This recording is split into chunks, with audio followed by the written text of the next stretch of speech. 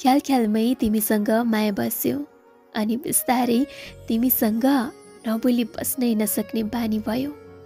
ख्यालटट्टैमा तिम्रो मायाको आदत यति धेरै बस्यो कि म सोच्न सक्दिनँ अब तिमी बिनाको जीवन एक पल पनि।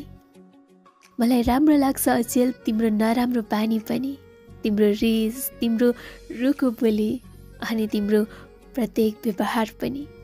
तिम्रो बारेमा सोचिरहँदा मुस्कुराउँछु आफै, थाहै नपाई अचेल तिमीसँग टाढिने त मनमा ख्याल नै आउँदैन।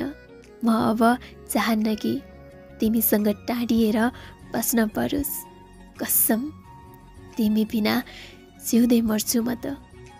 सो प्लिज बुझ न है, मबाट कहिले टाढा नजाउन है प्लिज माया। दिन दिन गन्दै बिछा